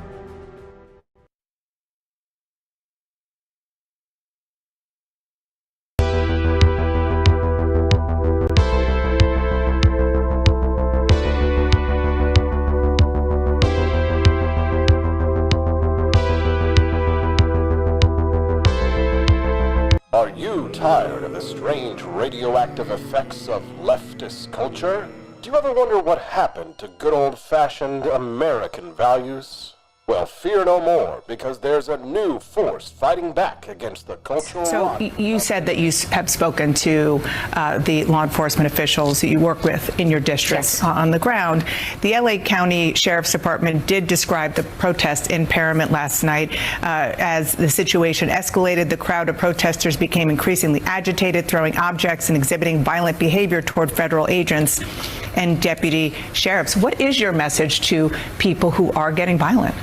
It's don't get violent. Those are not the people that are coming out to protest immigration.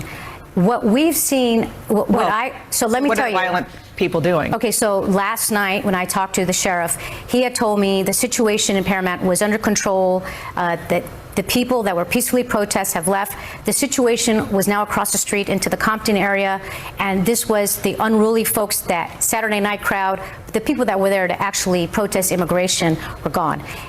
We agree that if you're being violent, you should be arrested. You should be prosecuted. There is no disagreement on that. I think that's an effort that we can all say. But this is not what's happening. We are having an administration that's targeting peaceful protests, people that are there to protest. The president is sending the National Guard because he doesn't like the scenes. He doesn't like the scenes of people peacefully protesting. And we know that California law enforcement, local law enforcement, they're there to protect the public. They're there to protect and have public safety. And that's what they're there to do. Now, when people turn on law enforcement is when you get that response. So we want to make sure that, people continue to speak up, that people show up, but that people are peaceful about the situation. And mostly peaceful. What a joke. Good morning. Mostly peaceful protests. Doesn't that remind you guys of something that we've heard before? Good morning, Rise and Freedom. I'm Austin Peterson. You're watching and listening to the Wake Up America show on the For Liberty Network. We're going to be running out of time here. It's 8:20 this morning on the Wake Up America show. And we've still got so much more to go. I've got a billion clips. I've got the Kash Patel, Joe Rogan interview. I've got the Theo Vaughn, JD Vance interview. All fantastic stuff. But I've also got another guest coming up in like 10 minutes. I've got Keith Gross joining us this morning on the Wake Up America show. He's going to be a great guest. We're looking forward to hearing from him. Keith Gross.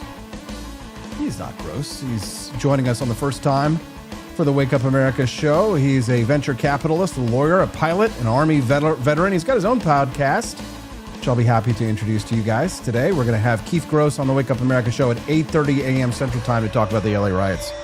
Not the LA riots of 1990, but the mostly peaceful LA riots of 2025. Well, California's governor doesn't want the federalized system here. He says he's got it under control. There's no shortage of law enforcement. Gavin Newsom said he's called in California Highway Patrol. He says the Trump administration is seeking a spectacle here. He's saying to protesters, don't get violent, don't engage. Well, if he was doing his job, then people wouldn't have gotten hurt the last couple of days. We wouldn't have officers with a shattered wrist from bricks being thrown through their vehicles being burned, flags being burned in the street, and Molotov cocktails being thrown. Governor Newsom has proven that he makes bad decisions. The president knows that he makes bad decisions, and that's why the president chose the safety of this community over waiting for Governor Newsom to get some sanity. And that's one of the reasons why these National Guard soldiers are being federalized, so they can use their special skill set to keep peace. We're not going to let a repeat of 2020 happen. And if you remember, it all happened in Tim Walz's state in Minneapolis, which was a neighboring state, and a governor at the time. And Governor Tim Walz made very bad decisions and then tried to get the as governors to send our National Guard in to bail him out when he let his city burn for days on end. Well, he called in National Guard 2 days after the protest, but that was a point of contention, I know, in hindsight. Yeah. Well, California's governor... Just, absolutely ludicrous.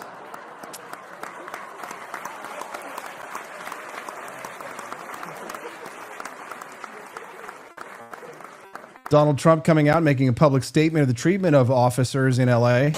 Be watching it very closely, and when they spit at people, they spit. That's their new thing. They spit, and worse, you know what they throw at them, right? And when that happens, I have a little statement. They say, they spit, we hit. And I told them, nobody's going to spit on our police officers. Nobody's going to spit on our military, which they do is a common thing. They get up to them this far away, and then they start spitting in their face. That happens, they get hit very hard. We're going to be watching. I like it. They spit, we hit. It kind of reminds me of when the looting starts, the shooting starts.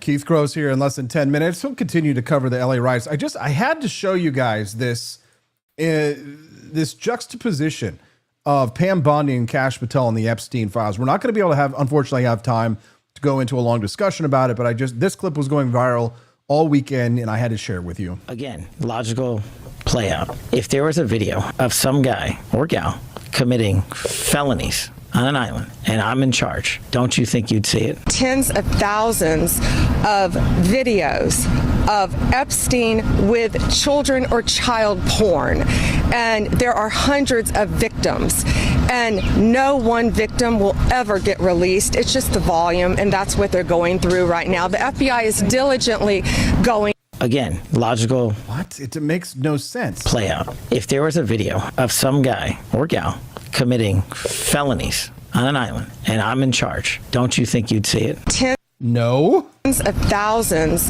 of videos of Epstein with children or child porn, and there are hundreds of victims, and no one victim will ever get released. It's just the volume, and that's what they're going through right now. The FBI is diligent. Here's the thing. Kash is, in my opinion, I think Kash is lying, because Pam Bondi wouldn't come out and say, why would she exaggerate? If there really were no videos, why would she come out and say these things? Why would she say there are thousands of videos of these? Thousands of videos? I mean, eventually somebody's going to be a whistleblower and they're going to knock this out. I mean, it's going to happen, and whoever does is going to get snowed. Bat Joe, you want to check the tweet? Since we were talking about fake news, this is going to come up because it's been going on since we've been recording here. Elon and Trump seem to be in a little bit of a spat. Joe, you want to check the tweet that Elon just put out a little bit ago? Time to drop the really big bomb. Donald Trump is in the Epstein files. That's the real reason they have not been made public. Have a nice day. Jesus Christ. I'm not participating in any of that conversation What is between he? Elon. Have a nice day, DJT. Someone should take his phone away. They're going back and forth about different things. And Well, he said he was disappointed in Elon. Yeah, they told him to leave. Jesus Christ, that's a crazy thing to say. How does he know? Does he know that Donald Trump is in the Epstein files? Or does he have access to the Epstein files? I don't know how he would, but I'm just staying out of the Trump-Elon thing. That's way outside my lane. What the fuck are they doing? I know my lane, and that ain't it. I just don't. I mean, I understand he owns Twitter. I think it's bad for your mental health. Yeah. Ultramethylene Blue is now available. Okay, ultramethylene blue. Get out of here, Alex Jones. Come on now. Go. You want to check the tweet that Elon just put out a little bit ago? Time to drop the really big bomb. Donald Trump is in the Epstein files. That's the real reason they have not been made public. Have a Elon nice day. deleted that tweet. Jesus Christ. I'm not participating in any of that conversation What is between he? Elon. Have a nice day, DJT. Someone. Human history. Why is the FBI protecting the greatest pederast, the largest scale pederast in human history?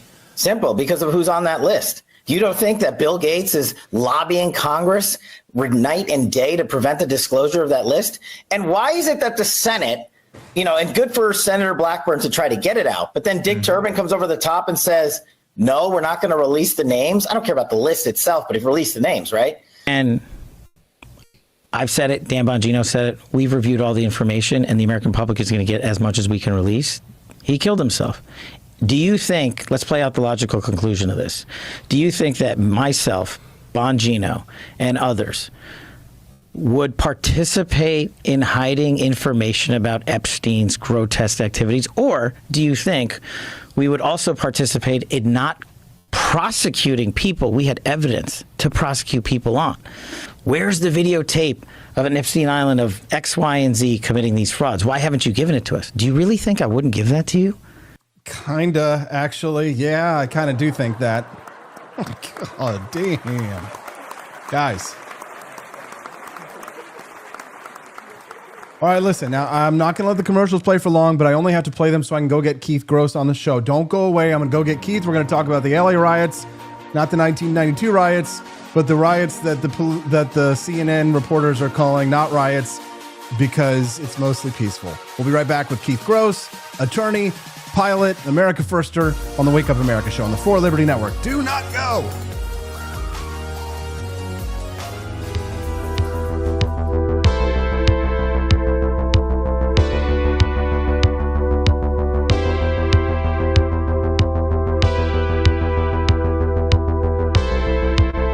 Are you tired of the strange radioactive effects of leftist culture? Do you ever wonder what happened to good old-fashioned American values? Well, fear no more, because there's a new force fighting back against the cultural rot of today. Introducing Culturama, a right-of-center talk show that's taking back the future today. Hosted by none other than blonde bombshell herself, Daniela Pensack. She's not just talking, she's taking culture back. With sharp takes, brilliant guests, and a few surprises along the way. Tune in to the live video podcast twice a week, because the future doesn't have to be weird. It can be Culturama. If there wasn't going to be somebody who was a fiery champion of liberty, somebody who would get out there and who would be aggressive, and if they wouldn't do it with more fire or passion than I had, then I would go and I would fight this battle for us.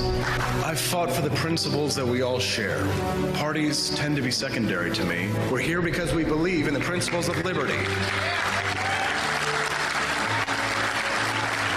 I am not a perfect messenger, but I think I'm a damn good one. This is a replica of our first president's flintlock pistol. You have my full support, my respect, and my gun.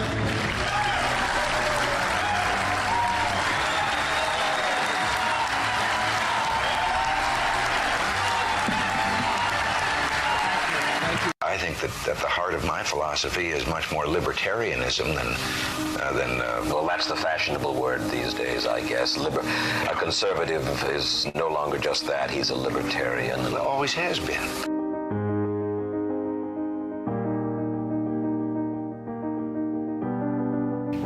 Yet any time you and I question the schemes of the do-gooders, we're denounced as being against their humanitarian goals. They say we're always against things, we're never for anything.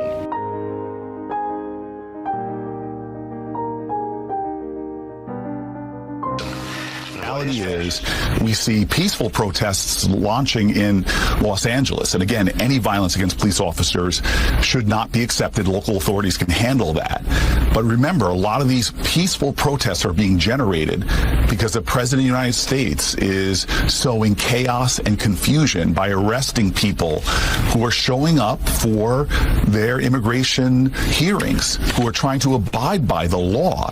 He's arresting them. And you see this in communities that are Republican, Trump supporters being outraged that he's raiding kitchens and arresting people, high schools, and arresting people who are not what he said he would do, which is focus law enforcement resources on violent criminals and people. There are very peaceful people burning Waymos in the streets of Los Angeles. Good morning, everybody. Rise and freedom. I'm Austin Peterson. You're watching and listening to the Wake Up America show, and we're on the 4 Liberty Network. The 4 Liberty Network consists of 4 shows. This show is one of them. We've got this show. We've got the Freedom Arcade. We've also got Culturama starring Daniela Pensack and Liberty Tonight. Make sure you check out all of the offerings that we have at 4libertynetwork.com. Happy Monday morning. We're glad and thankful to have you here. The riots in LA. Dana Bash at CNN says that they're not real riots. They're not like the riots of 1992, but you're burning, you're looting stores. It certainly looks like a riot to me. But, maybe, you know what? Let's get a lawyer on this one. Keith Gross is an America First constitutional conservative, a venture capitalist, a lawyer, a pilot, Army veteran, as well as the host of the Legalese podcast and an author. We'll be talking about his book later on in this one. Joining us now on the Wake Up America show, good morning to Keith Gross. Keith, welcome to the show. We're glad and thankful to have you here today. Good morning. It's great to be with you. And I wish it was under better circumstances. We've seen quite a lot of chaos on the news recently. Yeah, for sure. So tell us a little bit about what's happening in Los Angeles from your point of view here, because it seems as if what Donald Trump has done is try to get ahead of the situation by activating the National Guard, because many of the videos that we've seen, police officers, they're standing by. The local police officers are standing by while people are looting and rioting, chaos and anarchy on the streets, Mexican flags flying everywhere. Do you think that Donald Trump made the right move here? Absolutely. He made the right move. I mean, think about what would happen if Trump had not deployed National Guard and then someone was injured. Say one of our federal agents, one of these ICE officers that are doing their duty, carrying out the law, arresting illegal aliens and preparing them to deport. Imagine what would have happened if one of these ICE agents were injured and Trump had not deployed the National Guard. The news would be in an uproar saying Trump doesn't care about law enforcement. He refused to deploy the National Guard. He doesn't care about law and order. Instead, what we see are dishonest takes by people like Mayor Bass and Governor Gavin Newsom. They're obviously intentionally manipulating this situation for political gain. They're saying it's not the fault of the illegal alien who came into our country illegally, stayed here illegally after the Trump administration repeatedly encouraged them to self-deport. It's not the criminal's fault. It's law enforcement's fault somehow for arresting them and enforcing the law. Gavin Newsom this morning on a press conference, he said, this is Donald Trump's doing. Donald Trump is the reason there are cars burning in the street. When did we forget about individual responsibility and taking accountability for our own actions? You don't blame someone for enforcing the law. You blame the criminal for committing the crime. A great point there, Keith. Now we're talking about not just the National Guard, but actually sending the military itself to Los Angeles. Some people have concerns about civil liberties violations or posse comitatus. How would you respond to that? I'd say, where are their concerns about the people being held hostage on freeways? There are people in cars, thousands of people, backed up on a freeway, being confronted with what Gavin Newsom would have you believe is an unarmed, peaceful protest. But you can see on the news, they're throwing cinder blocks and chunks of concrete and rocks, breaking law enforcement vehicles. They're using actions. They're using, maybe they're not typical weapons, but rocks can certainly kill people. It's one of the oldest weapons that man's ever used, right? So these are certainly dangerous situations. Where's the interest in protecting the law-abiding citizens that want to use the freeway that their tax dollars paid for? Where's the interest in stopping these criminals from burning down buildings? Saw Waymo vehicles.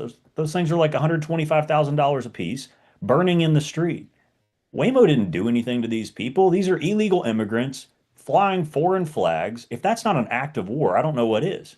So what sort of authorization does the president need to be able to send the military in? Because the Posse Comitatus Act, for example, is not absolute. There are some exceptions where military personnel can be used for law enforcement purposes. Is this one of those exceptions in your mind? Absolutely, I believe it's an exception. When you have substantial unrest like this, when you have a massive danger to the United States, to a city like this, when you have a situation where foreign individuals waving a foreign flag are committing violence and burning down a U.S. city, I think this goes beyond the authorization even in the Posse Comitatus Act. This goes to the plenary constitutional authorization granted to the executive branch by our founders in the original documents. The founders ensured that the executive branch, all of its power was vested in the president. The president has massive, very unilateral, extensive authority to protect our national security, to defend this nation against foreign threats. That goes beyond any statutory authority. The president doesn't need to ask anyone's permission. He can issue the order and shut this down. Now, another concern that people had was the surveillance of the protesters in regards to masks and the masking of the protesters. My personal concern on that would be that being someone who's a little bit more visible, we've seen protesters attacking conservative journalists and conservative reporters in the street. I would prefer to have the right to be able to wear a mask. So the right to be able to do that would protect the criminals, but it would also protect the rights of journalists like myself, or perhaps you, if you happen to find yourself in Los Angeles. I was just there a few weeks ago. And while I may not be enemy number one, I'm certainly on the radar of many leftists who might take the opportunity to do violence to me. So what are your thoughts on the masking at the protests? Well, if it were truly a protest, masking would be appropriate. You know, that's part of your First Amendment right for expression. You've got an implied right to privacy under our Constitution. You should be able to protect those rights. You should be able to freely express yourself. Once a so-called protest devolves into violent actions and you stay there, if you're part of that crowd, you're now part of a violent uprising, and you're part of the group that's causing this damage. You know, in law, there's the idea, it's called felony murder.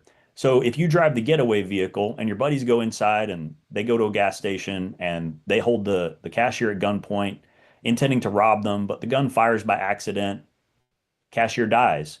The person in that getaway car, even though they were outside, in most states can be charged with felony murder because they were a participant in the act that caused the death of another. And so we've got to get back to the idea of holding people accountable for crimes and not allowing this misdirection that the left tries to routinely do, where they say, this is a peaceful protest with unarmed people. No, it isn't. I think anyone who turns on the news can see pretty clearly this is the intentional destruction of property. This is the intentional harming of people who did nothing wrong to anyone. The law enforcement officers carrying out the proper orders to deport people, they haven't done anything wrong. The left cries about due process. Due process is what's necessary when, say, someone is accused of a crime, they plead not guilty. Due process is making the government prove that case. There's not much due process required with an illegal alien. Either you're in the nation legally or you're not. It's an administrative point of fact. There's nothing to debate. The only process is to get them out. So, I mean, if you say, I was going to ask you what you think due process should be, because there have been concerns that Americans might get swept up in some of these dragnets. What do you think due process should look like when ICE is conducting raids? Due process is identifying the individual. It's a matter of record. It's just a matter of fact as to whether or not that individual is a U.S. citizen and has the right to be in the United States. Once it's determined, or they readily admit, that they are not a citizen of the U.S. and that they don't have lawful authorization to be here, well, then we're out of disputed facts. There's no due process required at that point. Everyone agrees on the facts. The law just needs to be applied.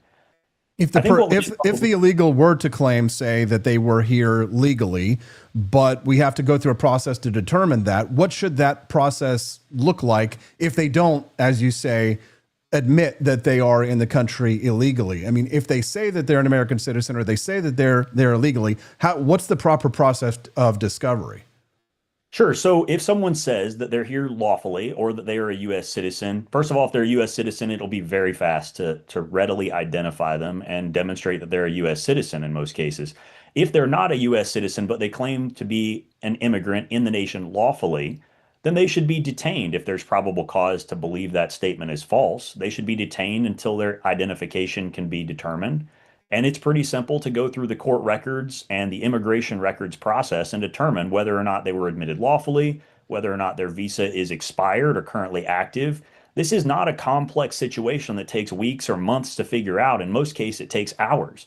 So the concept of due process is being manipulated by the left to try to make the case for allowing a whole lot of illegal aliens to remain in our nation indefinitely.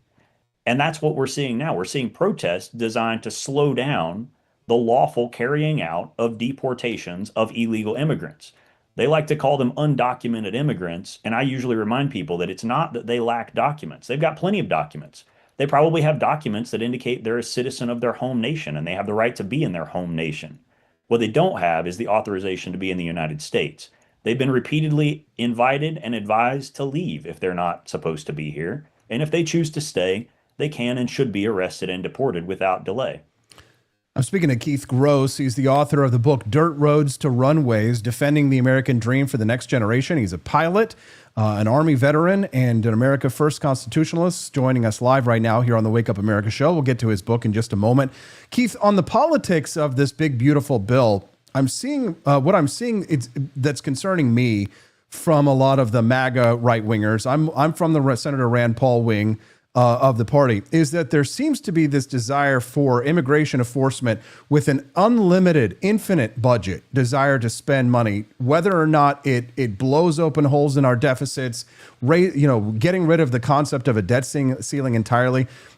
Can we have fiscal sanity and secure borders? Because I think we can, but from what I'm hearing from, Cat Turd and many others, is that they don't give a damn about the national debt. They don't give a damn about the deficit. They don't care about government spending at all. They will give every single penny that we have to border enforcement, even more than is necessary to secure the border. Why can't we take money from one area of the budget and spend it in border enforcement instead of blowing the deficit wide open? How do you feel about this conflict in the GOP?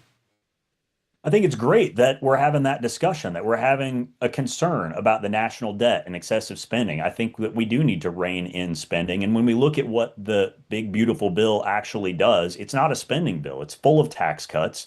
The only things that are increases in spending at all are things for national defense and, as you pointed out, border security and deportation forces. If we want to stop spending money on government entitlements, if we want to reduce our long-term deficit spending, we need to get the 15+ million illegal immigrants who came into our nation under the Biden regime out. What do you think it's going to cost to take care of 15 million extra people, to cover their housing, their food, their education, long-term health care, et cetera, et cetera? We need to get these people out for two reasons. Number one, it's expensive to keep them and we can't afford it. And number two, if we make a habit and a pattern of demonstrating that the law doesn't matter, that you can come into our country illegally, and as long as you get away with it for a little while, we'll forget about it and let you stay. What message does that send to the world? It says, come on, invade the United States. We won't do anything about it. We've got to make a point of enforcing our laws, enforcing them fairly and uniformly. It saves money and it sends a strong message that our laws matter. We wouldn't have 15 million immigrants illegally in this nation right now if Biden had stopped and arrested the first handful that started to come across the border. More came because there were no consequences for breaking our laws. So either we're a nation of laws or we are not. If we have our laws, we need to enforce them, because if we make it a habit of not enforcing them, it undermines the rule of law for everyone. One last question on that topic, and then we'll move on to your book, Keith. It seems like there's always money in the banana stand. There's always money for every senator to get a little something for their districts. Every senator out of the 100 always gets a little something. Susan Collins of Maine, Josh Hawley of Missouri. Every senator wants to get something. Senator Rand Paul has said that he would vote for the big, beautiful bill if he gets something, and what he wants is a reduction in the terms of the timing of the debt ceiling. Is it reasonable to assume that they should compromise with Senator Rand Paul and give him at least his small request, which is to lower the time and the amount that they can spend when it comes to the ceiling on the debt. I mean, everybody else is getting something. Why shouldn't Rand Paul get his small request, and then he'll vote for the bill? Because it seems as if MAGA is treating him like the enemy, as if he's on the side of the Democrats.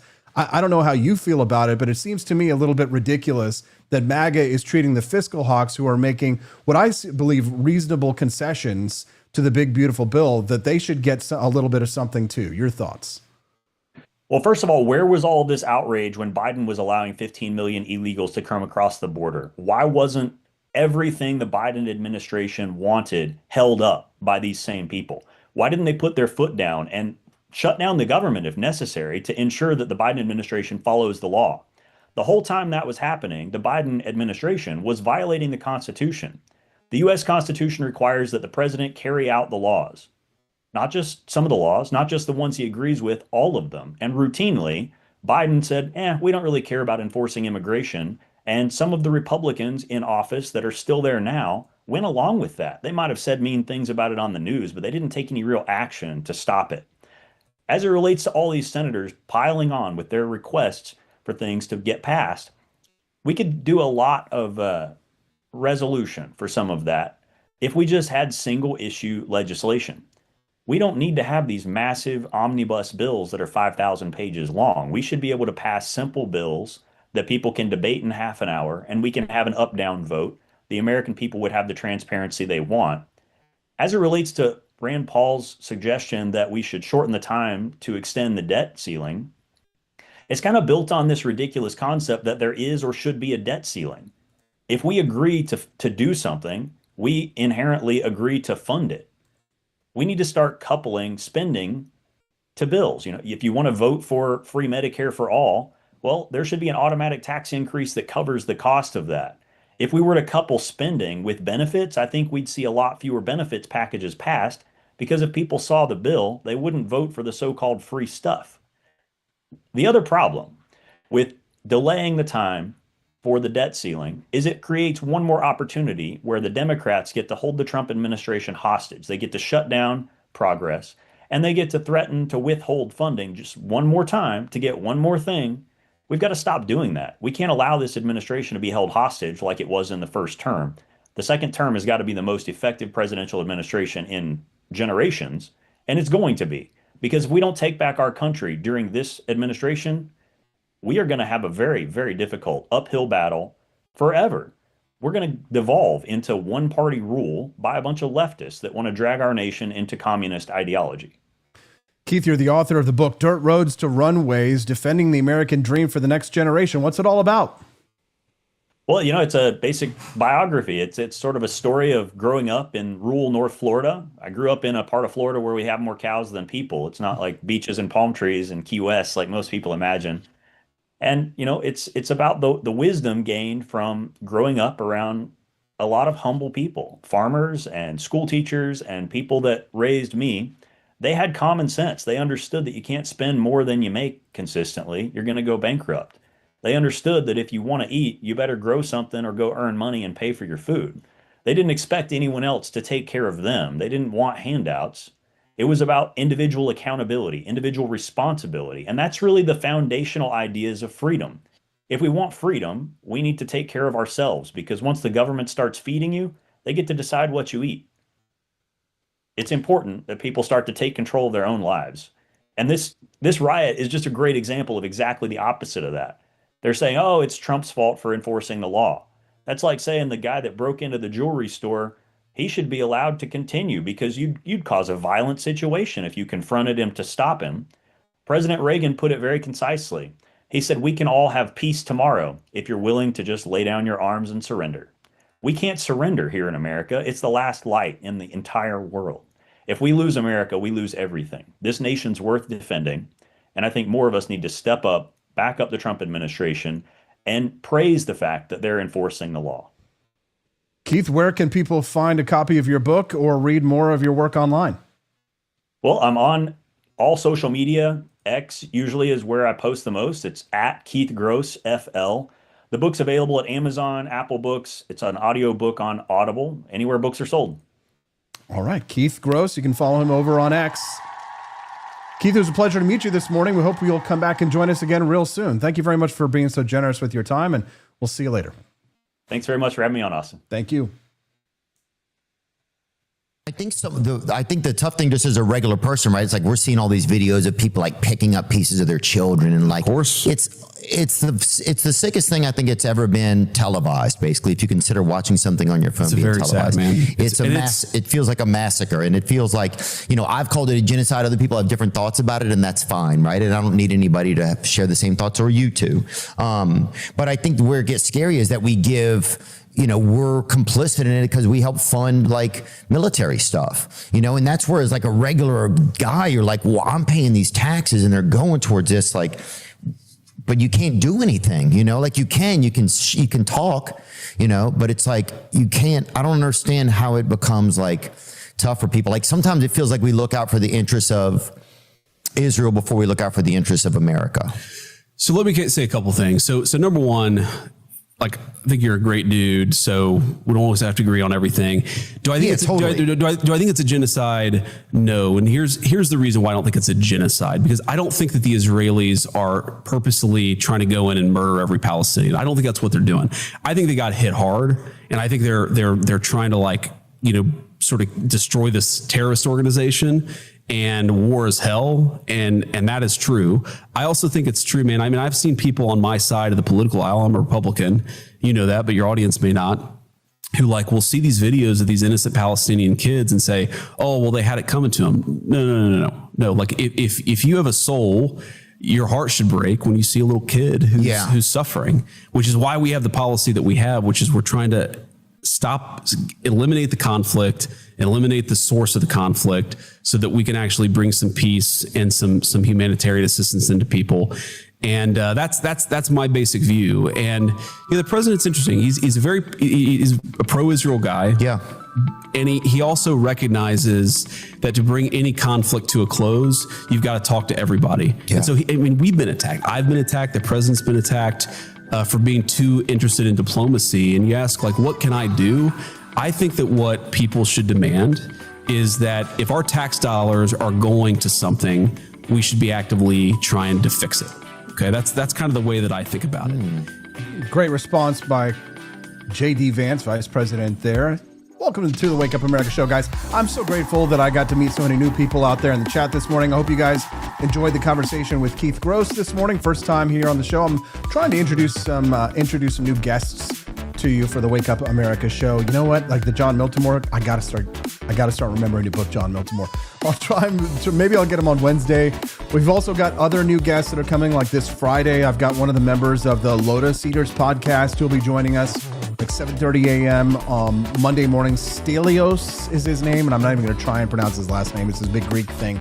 I'll have to have him say it for you on the show so I can know how to pronounce it. But we're going to have lots of new guests, lots of things to look forward to. Next week, I will be out for a couple of days because we are filming the Battle of Athens documentary, guys. So many exciting things happening here on the Wake Up America show.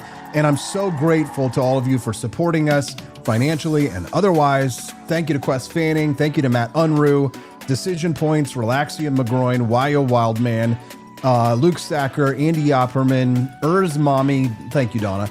And L-Dubs. So many of you guys, you know, Joel Lettimore. You guys are just huge, huge fans and supporters, and we're so grateful, Stephanie and I. We'll see you again, right back again here tomorrow. As you exit, what do? You exit through the gift shop at forlibertyshop.com. You grab yourself a couple of boxes of coffee. You got your Thomas Jefferson. You've got your Benjamin Franklin. You buy both of the boxes, and then you play little games with them. Oh, hi, I'm Thomas Jefferson. I really love freedom and the Declaration of Independence. Oh, hi, I'm Benjamin Franklin, and I really love electricity, and I'm going to get shocked at the lightning bolt. And I like to have lots of sex with French women and dress up with like a frontiersman when I go to France. Oh, let's create the United States. That sounds great. Let's do it. I declare liberty. So you guys can have so much fun. It's more than just boxes of coffee that are absolutely delicious, but also some fun new toys that you can have. But you can only get them at forlibertyshop.com. That's the number 4libertyshop.com. We'll see you guys again here tomorrow. Will I? Won't I? the Wake Up America show on the 4 Liberty Network. Bye, guys.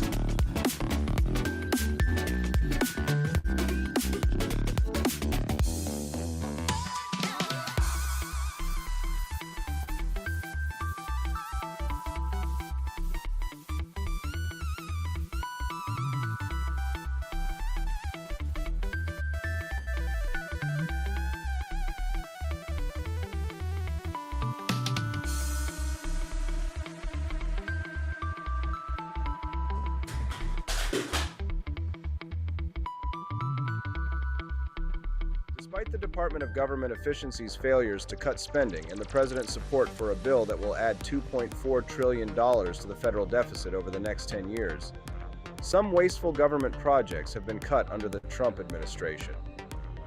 Energy Secretary Chris Wright recently canceled 24 grants approved by the Energy Department under former President Joe Biden. The action netted over $3 billion in savings. Earlier in May, Wright axed an additional $7 billion of green energy loans approved by Biden.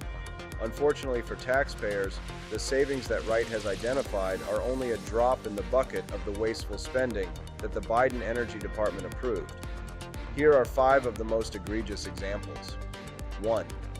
$10 billion for Ford's electric vehicle push and eminent domain abuses. In December 2024, the Energy Department's Loan Programs Office, LPO, closed a $963 billion direct loan to Blue Oval SK LLC, a joint venture between Ford and South Korean conglomerate SK On. The loan was approved to fund the construction of 3 manufacturing plants to produce batteries for Ford Motor Company's future Ford and Lincoln electric vehicles, EVs, according to the award announcement. Blue Oval has begun or completed construction for these facilities, one in western Tennessee called Blue Oval City, and 2 in Hardin County, Kentucky, known as Kentucky 1 and 2.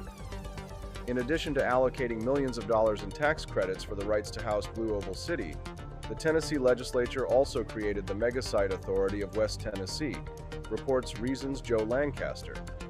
The board was granted the authority to execute contracts on behalf of development, which includes the power to seize private property through eminent domain. In most cases, the board lowballed local property owners, including Ray Jones, who was offered a measly $8,165 for his acre of land, even though the going rate was $200,000 per acre. There is no set date for when the plant will open. Kentucky 1 has faced numerous occupational safety and health complaints from its workers. A review from the Courier-Journal found dozens of workplace injuries, hospitalizations related to respiratory issues, unshakable mold contamination, a bat-infested training facility, blocked emergency exit doors, and chemical exposure risks.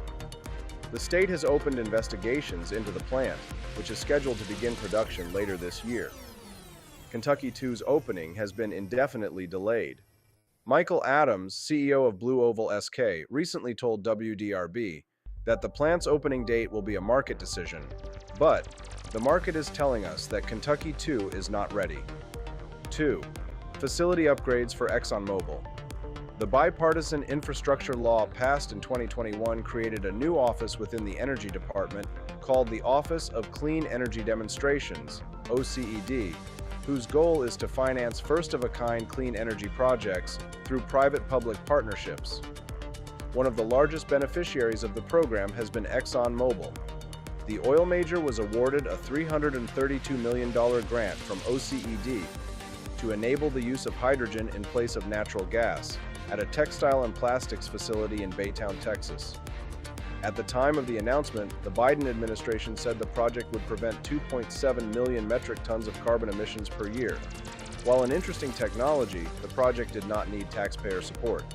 In the same year that Exxon received this disbursement, 2024, the company reported annual earnings of $33.7 billion. The project's funding was canceled on May 30th by Wright. 3. Reducing the carbon footprint of ketchup. No industry was spared from corporate welfare under the Biden administration, including condiments. In October 2024, Kraft Heinz was awarded a grant of up to $170.9 million from OCED. The award was intended to fund energy efficiency upgrades, the installation of heat pumps and electric boilers, and renewable energy technologies at 10 of the company's facilities. The grant was also rescinded on May 30th. Kraft Heinz says it will continue to invest in upgrading 30 of its manufacturing facilities and will invest $3 billion over the next 5 years to modernize its domestic supply chain infrastructure. 4. Financing for lithium processing in Nevada. In October 2024, the LPO announced a $2.26 billion direct loan to Lithium Nevada Corp., a subsidiary of Lithium Americas Corp., to build facilities to produce lithium carbonate, a critical component of EV batteries. The facilities will be sited next to and get their lithium from Thacker Pass, a mine site in Nevada that is estimated to hold the largest lithium reserves in the world. The U.S. largely relies on imports to meet its lithium needs. These facilities could reduce this dependence, but that doesn't mean the loan isn't wasteful. The demand for lithium and lithium carbonate is expected to significantly climb in the next few decades as the use of green technologies increases. In 2024 alone, demand for the metal grew by 30%. Lithium Americas expects the mine, which began construction in February, to generate $2.2 billion per year in annual earnings. Taxpayers don't need to spend billions of dollars to support a project that the market seems to think will be successful. 5. Federally backed green steel. Making one of the largest steel makers in the U.S. was another beneficiary of Biden-era federal funding. In 2024, Cleveland-Cliffs, which generated $19.2 billion in revenue that year, was awarded up to $575 million in grants, which are still active, from the Energy Department. One of these awards, worth up to $500 million, would implement hydrogen fuel into the steel-making process and install 2 electric melting furnaces at the company's Middletown Works facility in Ohio. The project is expected to reduce greenhouse gas emissions at the plant by 1 million tons per year and received a $9.5 million disbursement in September 2024. A second grant worth up to $75 million would electrify Cleveland-Cliffs facility in Butler, Pennsylvania, which produces steel for transformers, motors, and generators. This project got a $19 million disbursement in August 2024. The company says these projects are expected to be live before 2030. While Wright has canceled some of the most wasteful projects approved under Biden, federal backing for favored energy projects isn't going to end under the Trump administration. The Washington Free Beacon reports that the Energy Department is considering financing a $44 billion pipeline in Alaska.